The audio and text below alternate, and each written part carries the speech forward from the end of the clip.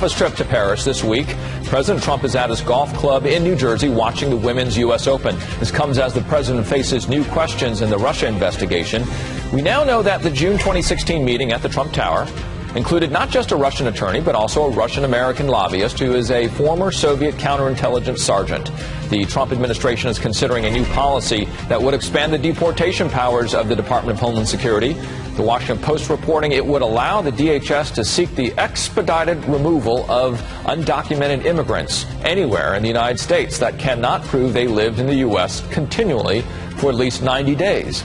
The proposal is currently under review and would not require congressional approval.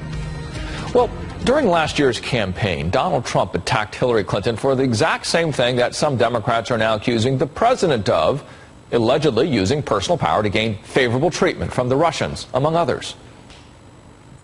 Hillary Clinton turned the State Department into a private hedge fund. The Russians, the Saudis, the Chinese all gave money to Bill and Hillary and got favorable treatment in return. Now, more evidence is emerging of potential ties between Russia and the Trump presidential campaign. Donald Trump Jr. releasing that damaging email chain. It showing that the president's eldest son eagerly accepted an invitation to meet a lawyer with close ties to the Kremlin. And we've also learned there was even a former Soviet counterintelligence sergeant who attended the meeting. The meeting was pitched to Trump Jr. as an opportunity to get information that could potentially here damage Mrs. Clinton. Donald Trump Jr. accepted that invitation on June 7th, 2016. And here's his father on the stump that very night. It's a sad day in America when foreign governments with deep pockets have more influence in our own country than our great citizens. The New York Times reports that the Senate Intelligence Committee will now have to include Trump Jr. in its investigation. His brother-in-law, Jared Kushner, is also coming under closer scrutiny.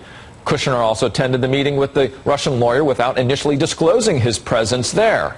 Kushner's other meetings with the Russian ambassador and a Kremlin-tied banker have already been the subject of intense examination so far. Now, Kushner has also drawn attention for leaving out his Russian contacts on a White House form that requires disclosure of all foreign contacts. And in fact, he has revised that form 3 times in the first 6 months of the new administration, adding 100 new names to that list in the process. Some Democrats have called for Kushner's security clearance to now be revoked. Others would go even further than that. Yeah, I think the bigger question is why Jared Kushner still has a job. I mean, there seems to be there seems to be 2 scenarios here, right? Either Jared Kushner didn't tell his superiors, didn't tell his boss, the President of the United States, that he had this meeting. And if that's the case, then he's subject to the same problem that got Michael Flynn fired. Molly McHugh is a former advisor to former Georgian President Mikhail Saakashvili, and Ned Price is an NBC national security analyst, former National Security Council spokesman, and former CIA senior analyst. Let me start with you on this, Ned. 100 additional names. Right. Look, Richard, you previewed this in your introduction, but let's just review the facts when it comes to Jared Kushner and his complete lack of transparency here. It was Jared Kushner who did not initially disclose his meetings with the then Russian ambassador to the United States. It was then Jared Kushner who did not disclose his meeting with Sergei Gorkov, the Russian intelligence-linked banker, the head of a sanctioned Russian bank. It was Jared Kushner who did not, who actually proposed to the Russians the establishment of a covert back channel using Russian communication equipment in an apparent effort to evade U.S. sanctions. And then, as you were just discussing, it was Jared, along with 2 other campaign officials, who took part in this June 2016 meeting, and then for months, until last weekend, made liars out of his colleagues by not correcting the record when they repeatedly said there was no contact during the campaign with Russian government officials. That was a total lie. Jared knew it. And this is the important point. The Kremlin also knew it. And therefore, as you were alluding to before, Jared was just as compromised as Michael Flynn was. The Kremlin knew it. Molly, folks are saying, what more does the Kremlin know? And was talked about earlier in this hour, the culpability of Russians in this entire meeting. You know, I think it's been a pretty interesting week because what that meeting was a really great sort of microcosm of what those of us with experience sort of watching Russian intelligence operations play out in other places have seen, but on a macro scale around the Trump organization and the Trump campaign. Is this a typical soft sell here, Molly, based on your experience in this space? Well, it's something that's a little bit hard for people to understand, but this is the Kremlin's preferred means of action against the United States, which it still defines as its primary opponent in the world, are now these sort of shadow warfare tools, which includes these non-agent agents. Every one of these Russians kind of floating around the scenes that just happen to have a Russian intelligence background, or happen to have a direct line to the Russian prosecutor, or happen to have a ton of financing coming from Russian state companies. These are not disconnected from the Kremlin. They're all acting in Kremlin interests. And it's something new and different for Americans to understand. We do not operate in the same way, but this is how the Kremlin builds influence with what they view as powerful and influential elite in other places. And this is how they sort of develop ties that they can leverage for other means. And I think you've really seen that around the Trump family, and I think that sort of, you know, the Kremlin's new ideology of export is very much kleptocracy. Money is the means of recruitment. It is how they have gained access to this family, sort of the promise of money in the future. And every single person sitting in that room had benefited from large amounts of cash, and they believed it put them above the law of every nation. And this is something hard for us to deal with, but it is the space that the Kremlin sort of masters and controls in a very active way. Yeah, pulled from one of those counterintelligence playbooks, I guess is what you're kind of saying here, Molly. Ned, over to you on this. What is it going to be like when Jared Kushner is sitting down with the President of the United States, advisor to the President, and the firewalls that potentially they now must put up, as has been discussed? Should he leave the White House? Is that what he needs to do to keep everything cleanly divided?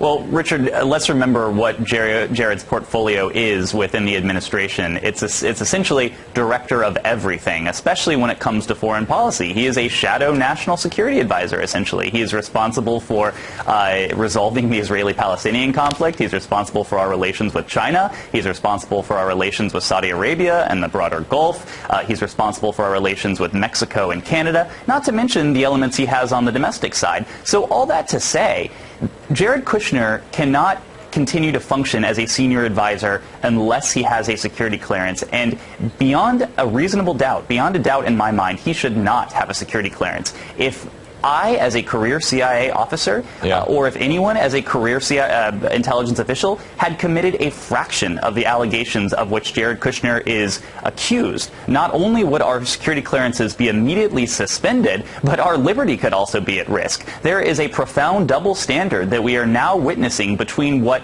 the standard to which career officials are subject and what Jared Kushner is now getting away with, as he still appears to retain a top secret security clearance. Yeah, and the difficulties outside of that, just between the 5 investigations that are ongoing at the moment, and that the conversations that the two of them may or may not have will become a question moving forward. So that's within itself that difficulty altogether. Molly, so we were talking about the counterintelligence sergeant, now that we understand was sitting in this meeting, a Russian American, an individual that was a fairly well-known lobbyist in the Beltway.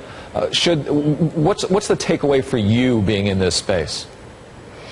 There's a lot of guys like this, and I think the number one thing that we need to emphasize, and we'll repeat over and over again in the coming weeks, I'm sure, there is no such thing as a former Russian intelligence officer, particularly in the case of the GRU, which military intelligence is. You never get to leave. At the very least, you just become a reservist. But functionally, and if you look at how this individual had been operating, whether he left independently of any Russian government ties and moved to the States and became useful again, or was still actively an agent, for at least 15 years he has been operating in the interests of the Russian government in the United States, identifying people who can be recruited to their causes to work on their behalf in the United States, and that is very much a Russian intelligence operative. He's been, I think a point that's worth noting that's sort of buried in some of these stories is one of the ways that he's been building relationships with people is by giving them information that clearly comes from Russian intelligence, especially to reporters, to the FBI, and to U.S. security security agencies. And this is very concerning, but it is a pattern of sort of Russian, quote, American, activity in terms of how they use information as influence and to gain access to people in the United States. Active in retirement, a reservist. Molly McHugh, Ned Price, thank you. Thank you. Thank you. All right. Up next, disturbing new details in the murder of 4 men in Pennsylvania. And good evening. I'm Richard Louie, live in MSNBC headquarters in New York. We're going to start with the White House and the Russia controversy. New revelations about that June 2016 meeting with a Russian lawyer at Trump Tower showing Donald Trump Jr.'s initial explanation to be false. And here's what we know right now. The meeting was larger than NBC News had, now confirming 6 people from the Trump campaign: Donald Trump Jr., Paul Manafort, and Jared Kushner. The others, the lawyer working with the Russian government, a lobbyist brought by the lawyer who was a Russian sergeant, later a naturalized American, and a translator. The president saying Friday it was a normal meeting, though, that anyone would attend. Democrats do not agree with that. And here is House Intelligence Committee member Jim Himes and what he said today.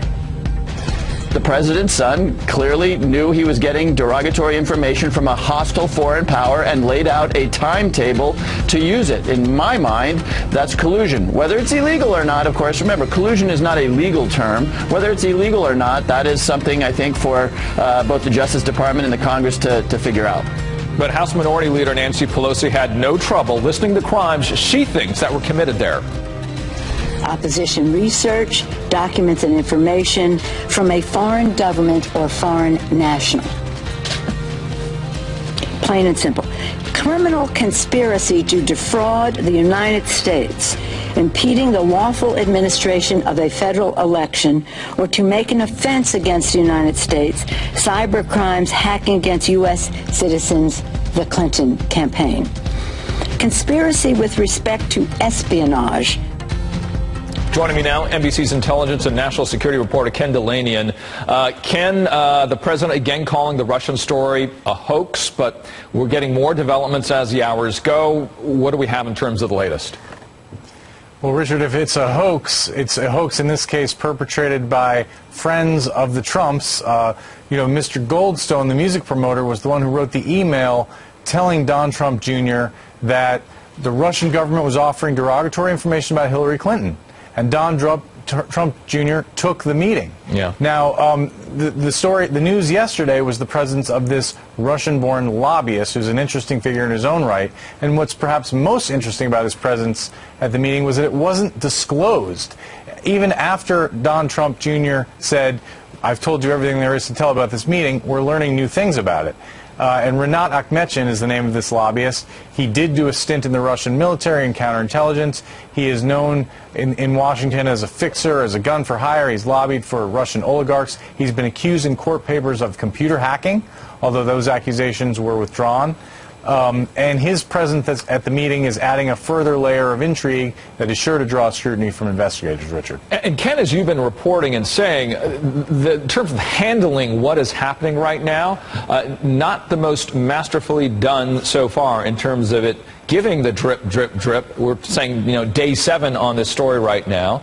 There's even Goldstone, the promoter you're talking about, and they not necessarily getting that story consistently on one, in terms of consistent, in terms of what they're saying. Well, that's the remarkable thing about this. Even under the most innocent explanations for this meeting, even if it was really a nothing burger, as the Trump team has been saying, the way that they have handled these disclosures, changing the story 3 different times, going on television and saying, "I've told you everything there is to tell," when you plainly haven't done that. And even today, there is some potential that there was another person in the meeting. The Trump lawyers are saying they can't tell us the names of everyone who was in the meeting. It's inexplicable that they're violating the first rule of crisis management, Richard. What is going to be the follow-on this coming week?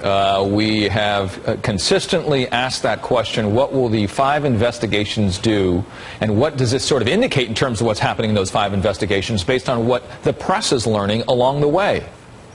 Well, we never know what's going to happen week to week, but you can bet that the Bob Mueller investigation, the House and the Senate, are going to seek every scrap of paper around this meeting and other potential meetings, emails, calendars, phone records, they will draw a roadmap, because if Don Trump Jr. was willing to take a meeting with Russians who were promising derogatory information on Hillary Clinton, what other meetings did he and other Trump aides take? That's going to be the question that's going to be asked, and there will be a paper trail that these investigations will seek to obtain, and that's where I think this is going, Richard. All right, Ken Delaney. And Ken, thank you so much for your reporting today, as always. Let's bring in Van Newkirk, a writer for the Atlantic Monthly, Matt Miller, an NBC News justice and security analyst. He also served as chief spokesman at the Department of Justice. Barbara McQuaid is a former U.S. attorney for the Eastern District of Michigan. Let's start with you, if we can here, Van. As we look at the latest developments in terms of the who and then what was discussed, what will be the implications moving forward for the investigations, given that if this is just the tip of the iceberg, that tip is getting bigger? Right. So I think the next couple weeks are going to be sort of where we see how much of a nothing burger or not a nothing burger this is. And I think there are going to be a couple of things in play here. One is what the lines of inquiry by the Mueller investigation and the congressional investigations are. And then we're going to think about sort of exactly what the motives of the Russian government lawyer and the former Soviet counterintelligence official who were in the meeting and lobbyists, what they were going after. And now I think it opens up Donald Trump Jr. as a person of interest in the larger Russian investigation. So I think the next couple weeks are going to be sort of where we see just how much this meeting was nothing, and there is a good possibility that, say, I think Donald Trump Jr. His explanation that this was really nothing, they got nothing out of it, that's still a possibility. So I think we're going to see exactly what they got out of this meeting in the next couple of weeks. Yeah, and then the investigation just getting larger, Matt. The latest reporting, Donald Trump Jr. now going to be looked at by one of the investigations, at least, in this Russian connection question, Matt. Yeah, I don't think there's any way that Bob Mueller won't take a look at Don Jr. He obviously received this email, and not just received the email, but wrote back and said, I am interested in information from the Russian government. That's basically what he said in taking that email.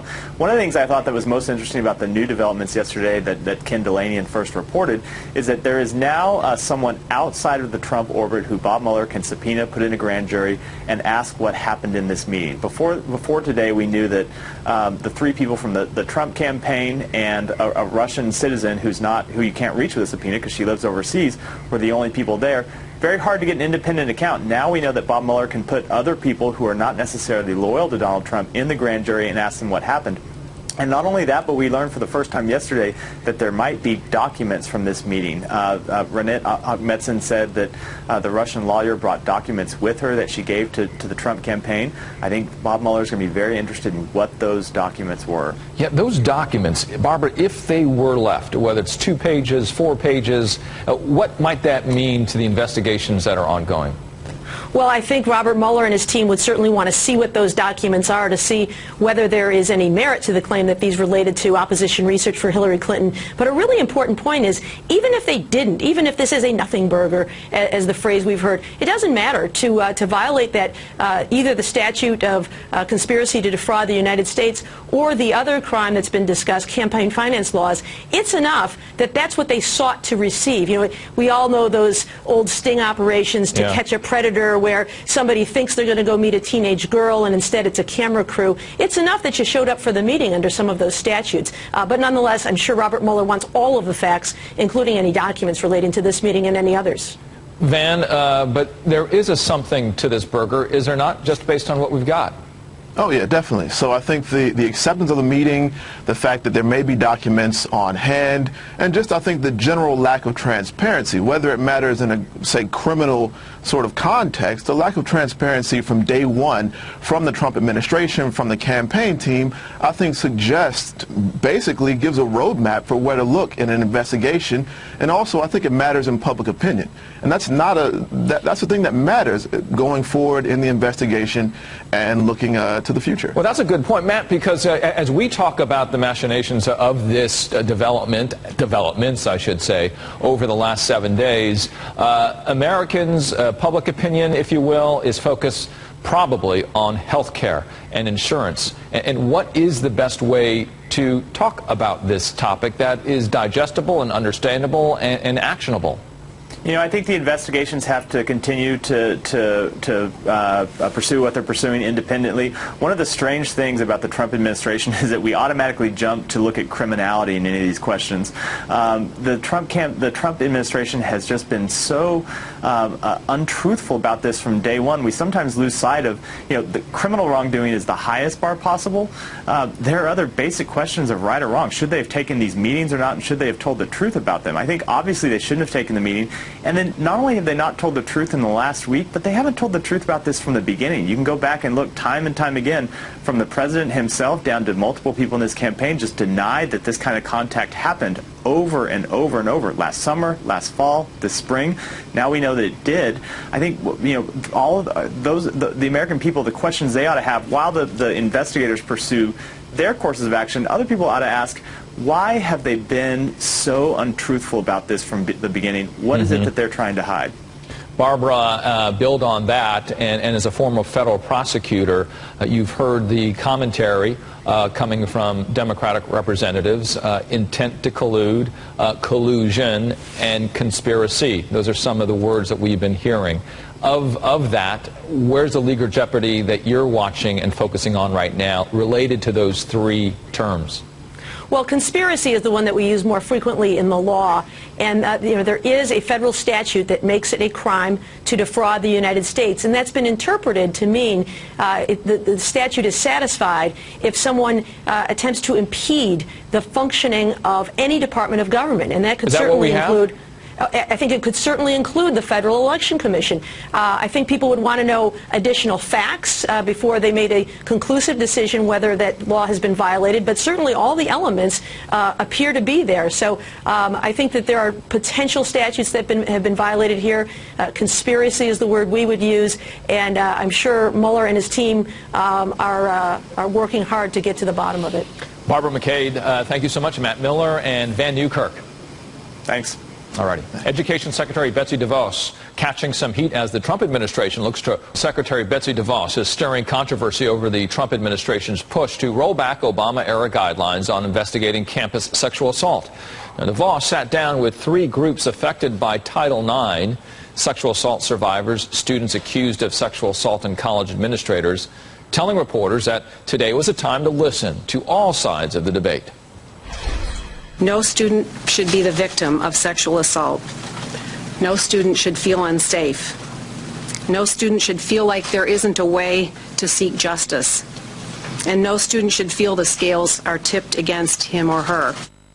The meeting came a day after Candace Jackson, the acting head of the department's Office for Civil Rights, told the New York Times, quote, the accusations, 90% of them fall into the category of we were both drunk, we broke up, and 6 months later I found myself under a Title IX investigation because she just decided that our last sleeping together was not quite right.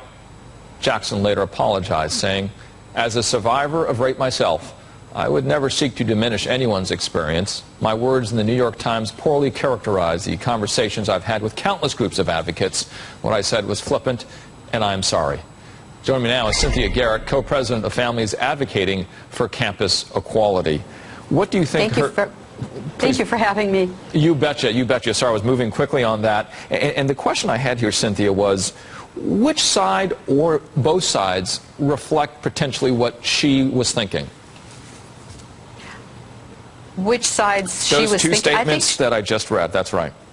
I believe she was thinking of both sides because, like our organization, we want fairness for everybody. We were formed by mothers. I'm a mother. I have 2 daughters. I don't want to see victims not protected. I don't want to see the Office for Civil Rights ignore the campus sexual assault issue. I think prevention and response is very important. And when you say roll back Obama administration requirements, I think it's more correct to say that we feel they need to be reissued with the participation of all the impacted parties. Originally, they were issued without consulting with campus administrators or defense counsel, so I think the notice and comment procedure provided by the Administrative Procedure Act which allows impacted parties to comment, will be more effective. What's the improvements that you would like to see made based on what you're saying is the lack of that involvement of other stakeholders in this conversation? We'd like to see fair processes for both parties, and I believe that is possible. The reason I believe it is I recently served on an American Bar Association task force, which included perspectives from all sides. We had victims advocates, we had campus administrators, we had defense. We were able to come into a room, spend 2 very long days and two or three other conference calls going through every single procedure that's relevant to the campus process. And although I went into it not being confident that we would reach a consensus, by sitting there and listening to the other sides and understanding their needs and their perspectives, we came together. Some of us gave in here to get another procedure that we thought was more important. But the ABA recommendations, I think, will serve as a model for what is going to go forward with this administration. And it does not take away victim protections. It does not get rid of OCR's oversight, and it does not impact civil rights. Now, just a little bit more background on your organization, right? FACE, Families Advocating for Campus Equality, a nonprofit founded by mothers of sons who were falsely accused. But then there are those who say, well, you know, maybe the energy needs to be more focused on those who are victims or survivors. How do you respond to, and you've heard it before, right, the criticism that the organization is potentially not giving enough attention to the suffering of victims who point out that the statistics sometimes are only a small percentage of those who are actually going through and have suffered and are now surviving sexual assault? Well, I think you need to realize that those statistics, that 2 to 8%, is based on criminal. 2 to 10%, if we're alluding to the same from the National Sexual Violence Resource Center. Yes, they're different. I think you need to realize that it pertains to the criminal cases. And in those cases, the standard is beyond a reasonable doubt. Defendants are entitled to know what they're accused of. They're allowed to see the evidence against them. They have attorneys who represent them vigorously in court. They have juries who are supposed to be independent and judges who are supposed to be non-biased. None of that is provided in many, I don't want to say most because some campuses are doing it very well, but in many campus processes, the students are not informed of what they're accused of before they're interrogated. They are denied complete access to evidence. Now you tell me, in a process that's designed to find the truth, why would you not allow a student to see the evidence against him or her? And we do have women who've been accused. So when you look at those statistics, you have to realize that those come with procedures procedures intended to ensure that decisions are accurate. And the campus system is an entirely different animal. Cynthia, if you raise the burden of proof from your organization's perspective, from your as leadership as part of this organization, do you believe then it may keep those who have suffered and survived sexual assault from coming forward to then declare if the burden of proof is raised? We are not necessarily advocating for raising the burden of proof, although originally when I went into the ABA task force meetings, I felt that was necessary. But after much discussion, because there were other procedures that were more important. We added many due process-like procedures, access to evidence, support of an advocate, notice of everything you've done before somebody tries to question you. And we suggested that there should be a unanimous decision by a 3-person panel. We didn't change the standard of evidence, but what we did realize among ourselves was that when campus administrators were applying that standard, they weren't doing so correctly.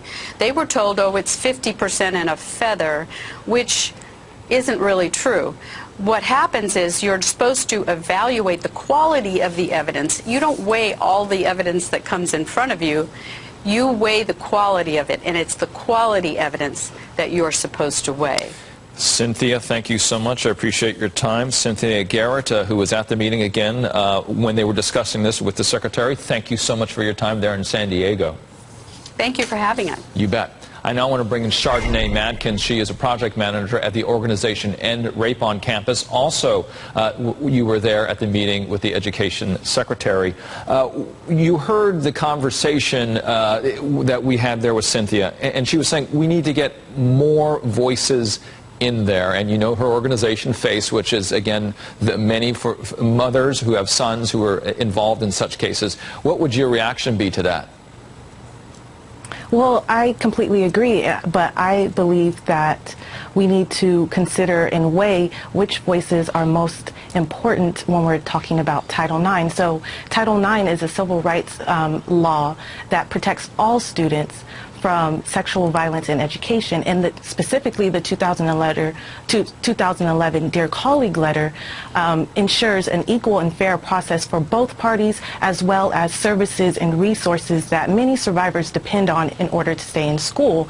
And so because survivors are the most affected and impacted when any decision is made about Title IX and the 2011 Dear Colleague letter, we ask that the Secretary meet with survivors nationwide and host a listening tour to really get the different perspectives and understand why Title IX is so important and how the 2011 Dear Colleague letter has impacted their lives. You know, one of the things that Cynthia was saying here, Chardonnay, was that the intent, or I should say the way the intent is actualizing itself on campuses, is that the voices are not being heard, and therefore the way the policies are being activated. What are you seeing on campuses? What we're seeing is that campuses really need more guidance and more clarity of how to standardize these practices. And so what some organizations or some institutions have been doing have been going great, and they have been looking at evidence-based practices and looking at trauma-informed practices and have been implementing those. And then we also see in other places where they just don't really have either the resources or they don't know, really have the training to really implement some of these other policies that the Dear Colleague letter outlines. And so what we really need is a more thorough explanation of how these practices are meant and what that looks like on these college campuses, rather than taking some of these protections away. And especially we all want fairness and equality, and rescinding this guidance would definitely take away that that guarantee. As part of that, and Cynthia is one of those groups that does say this, that the Obama-era regulations lowered the burden of proof. What would your response be to that? Well, my response is that for decades, the Office of Civil Rights have been moving towards trauma-informed and evidence-based practices. And so what they had found before is that many schools and institutions have indeed been using the preponderance of evidence standard, which equally values both the respondent and the complainant in a campus hearing. And so that values both their educations and both of their testimony and stories with equal weight, whereas raising that burden, which would not only be discriminatory towards sexual assault and sexual violence on campus, because all other disciplinary proceedings on campus are based off of the preponderance of evidence as well.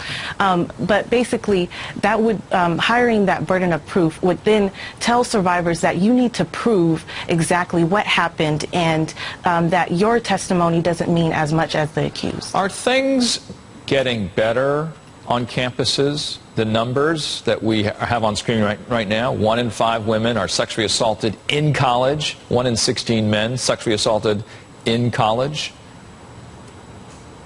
Right. So, yes, I believe what's getting better is the practices and the assistance afterwards. Of course, we definitely, as a culture and a society, need to focus more on changing the culture and changing this rape culture to end it, so that we could have these appropriate, healthy relationship conversations before anyone even steps foot on a college campus, so we could understand what consent is, and so there isn't so many so high prevalence rates of sexual violence on campus. But what we have been seeing is that more and more students now, and it's particularly the vulnerable students such as transgender students, students with disabilities, students of color, and LGBTQ students, are allowed to stay in school now for longer because they do know their rights and because they do have access to those resources. What did you say to the secretary?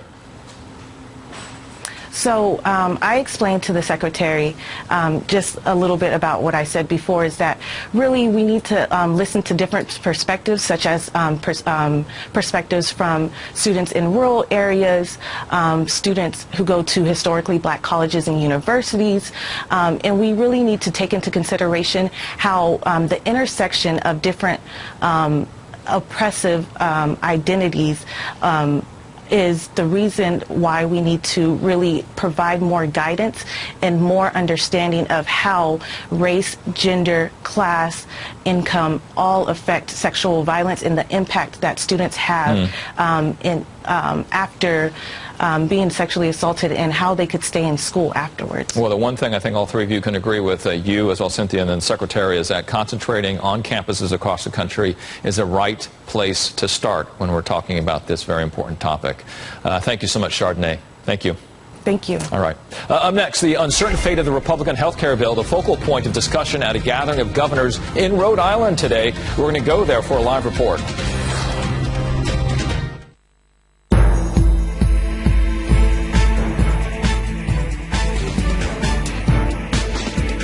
You're watching MSNBC International.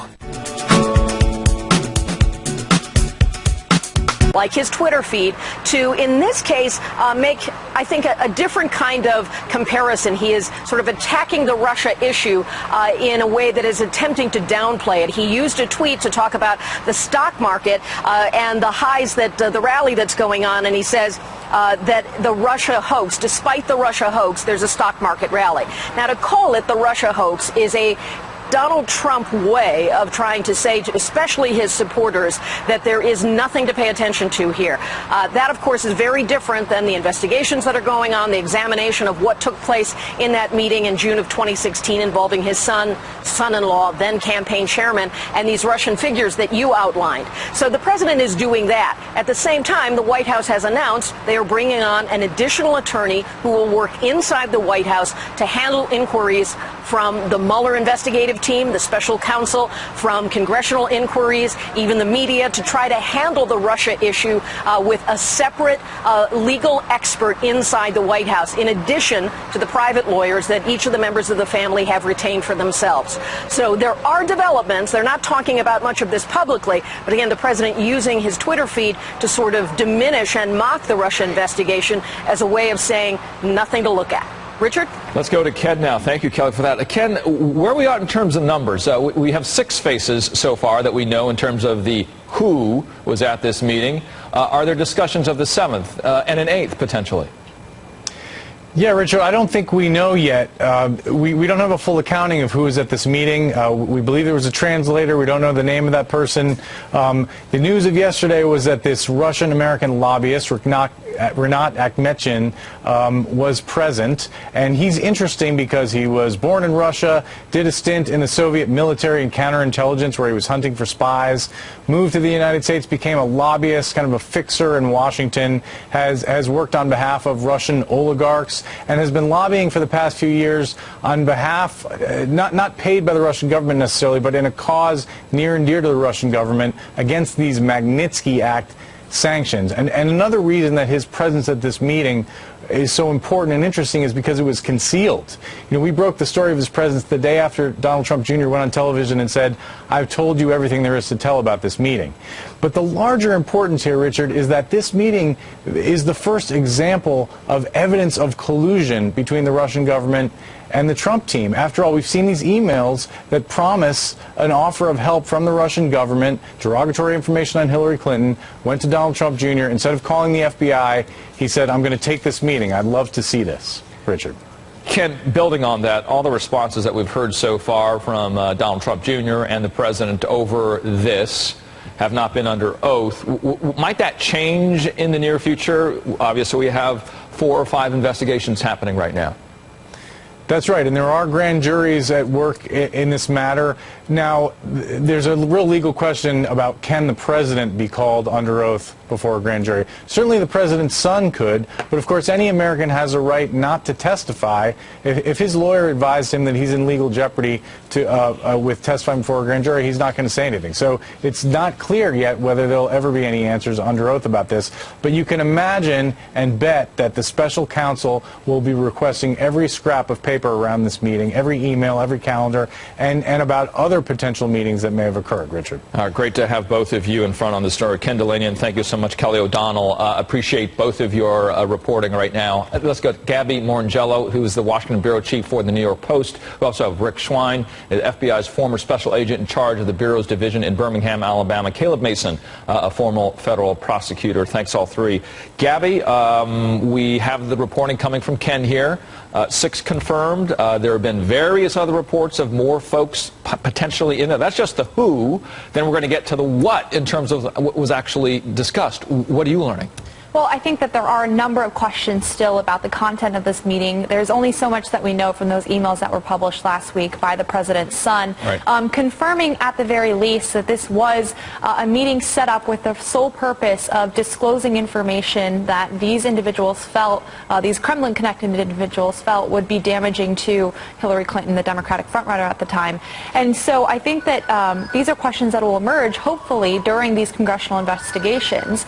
You know, it's one thing for the president's son to go on to Sean Hannity's show and talk about what he felt was him being transparent about the content of this meeting and the purpose of it. It's another thing for him to get in front of the Senate Intel Committee and be answering questions from career prosecutors. And so I think that that is something that needs to happen and hopefully will at some point in the near future. And shall we say the questioning will be a little bit more spirited in such situations. Let's get over to you, Rick, on this. We've been reporting, again, the former counterintelligence sergeant, now that we understand to be at that same meeting, now a lobbyist, an American. What do you make of this? So I think there's an interesting cast of characters that were in that meeting, and it's going to be of interest to the committees investigating Russian influence, as well as to the special counsel from the standpoint of looking at it in the optic of criminality. So there are basically 2 areas that you've got to look at. One is, were laws of the United States violated? I think that's a very high bar to reach, and I don't see the facts supporting that at the present time. Of course, all the facts aren't known.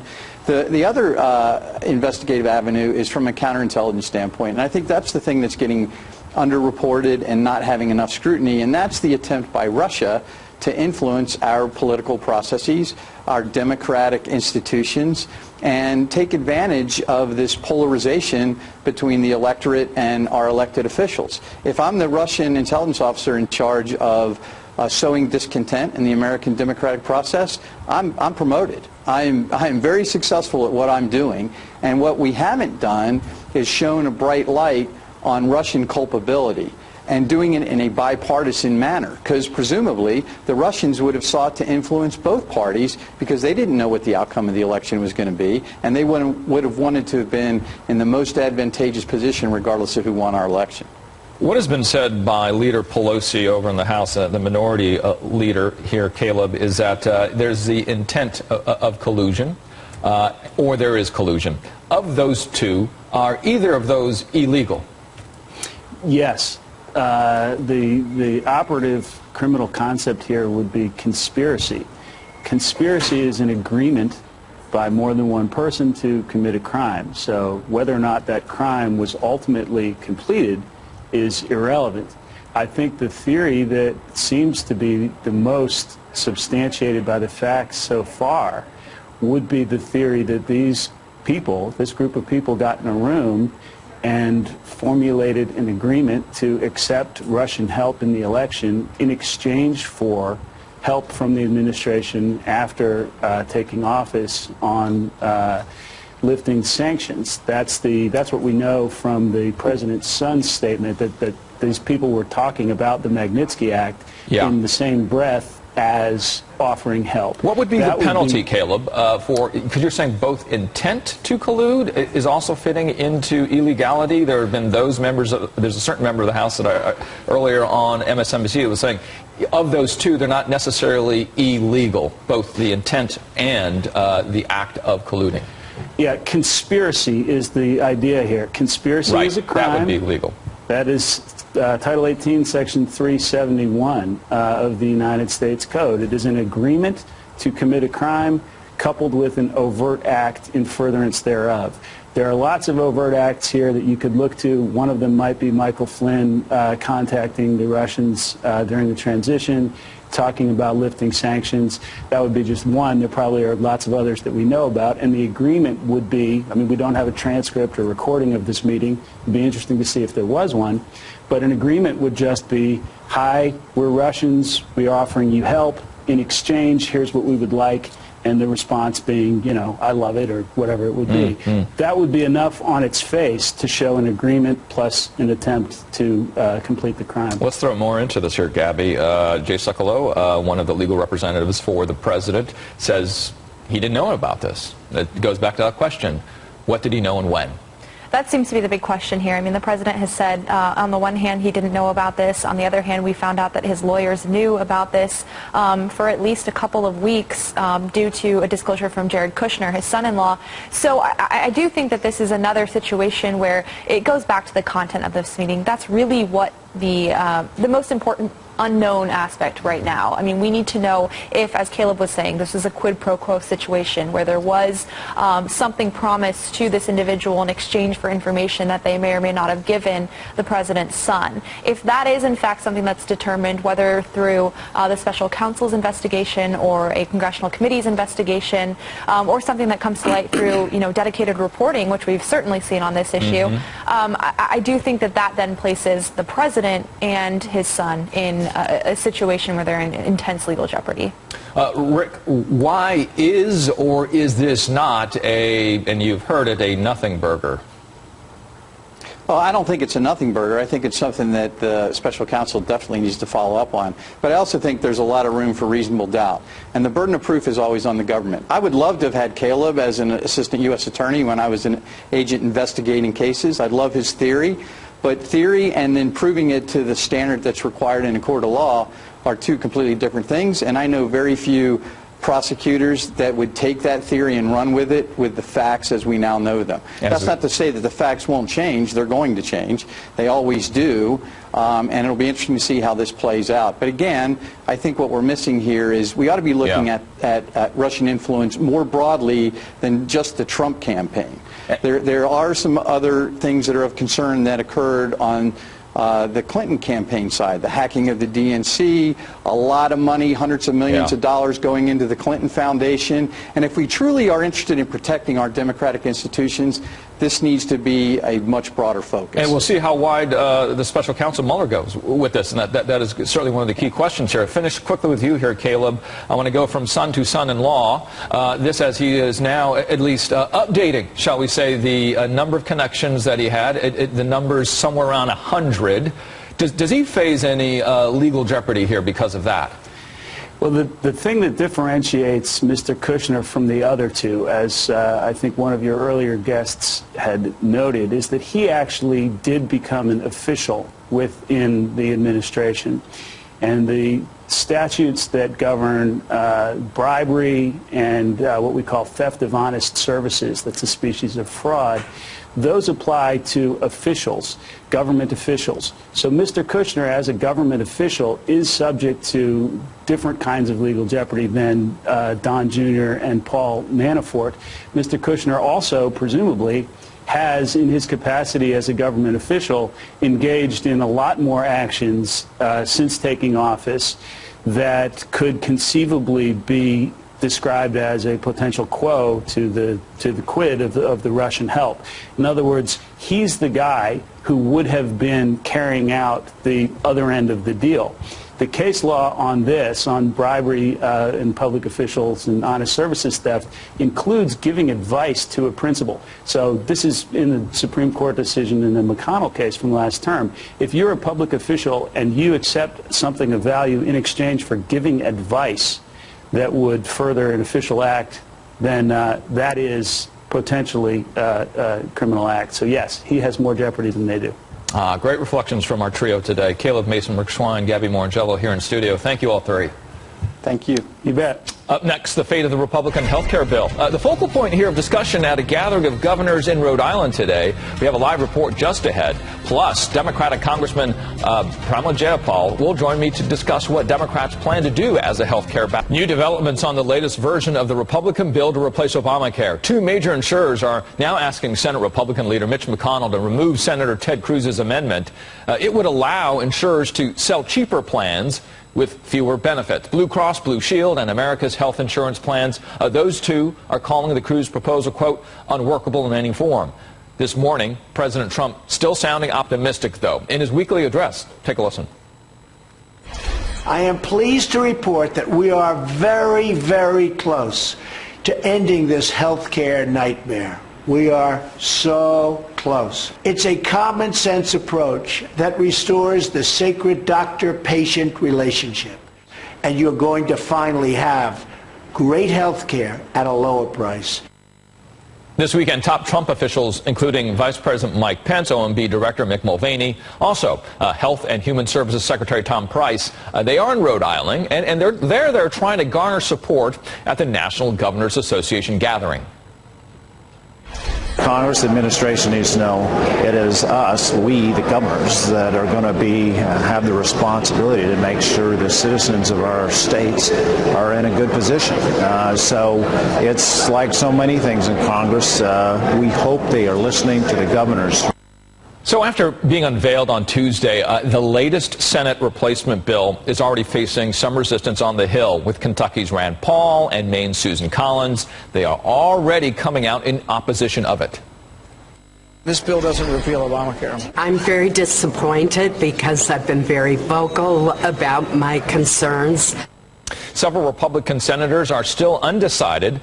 Leader McConnell cannot afford any of these six to go on a no. MSNBC's Alex Seitz-Wald is joining us from the governor's meeting in Providence, Rhode Island. So we show the six there, Alex, and that really is that question, isn't it? Will the governors from those states be able to, shall we say, influence how these six senators may or may not vote on this latest bill? Right, Richard, that's the key question, and that's why the Trump White House made such a big press to come here to send the vice president, to send the health secretary, to lobby these governors behind closed doors. And I think they're wrapping up behind me here. This conference is wrapping up. I think it's safe to say that they didn't get quite as far as they would have liked to have gotten. A lot of the focus was on Brian Sandoval. He's the governor of Nevada. He's a moderate. He has influence over Dean Heller, who's the senator from Nevada. I spoke to Sandoval after he came out of a meeting with Price earlier, and he told me he was still not sold on the bill. And even from redder states, more conservative states, Arkansas, for instance, I talked to Governor Asa Hutchinson there, and he told me he was also not convinced. Take a look. I'm not there yet. They have resolved about 3 issues that I was concerned with, but there's still what I perceive to be a cost shift to the states, but we have to look beyond just simply the Medicaid dollars, and I think that's the mistake that everybody is making right now. These governors are really on the front lines of this health care issue. If the Senate bill goes through, they stand to lose potentially billions of dollars in Medicaid funding, which is why they're so worried and why that worry is both among Republicans and Democrats, Richard. All right, NBC's Alex Seitz-Wald, very key meeting happening over there. Thank you so much there in Rhode Island. Joining us now, Democratic Congresswoman Pramila Jayapal of Washington State. Representative, thanks for being here. And I want to start with this. What do you make of the Cruz version of the bill? You know, unfortunately, we're on Trump Care 3.0, and it's gotten no better. It's actually gotten worse. You see insurance companies weighing in against it, saying it would be absolutely unworkable. And you continue to see these Republican governors who know that there were tremendous benefits to their state and to the Medicaid population through the Affordable Care Act. They're not going to let that go unless there's a real solution. This bill still cuts $772 billion from Medicaid. It still would make the premiums go higher, particularly for older adults, and for those with pre-existing conditions, they would be out of luck in terms of getting affordable care that actually covers them. So there's still lots of problems, and I don't see how Mitch McConnell gets to a vote that's going to pass as long as these governors still can go forward in exerting some control. Representative, let's say you are Mitch McConnell. What compromise would you be pushing forward right now that you think will work for both sides? Well, I think what they need to do is actually recognize that the Affordable Care Act expanded coverage for tens of millions of people across this country. There are fixes that we need to make to the Affordable Care Act. Democrats and Republicans have both said that.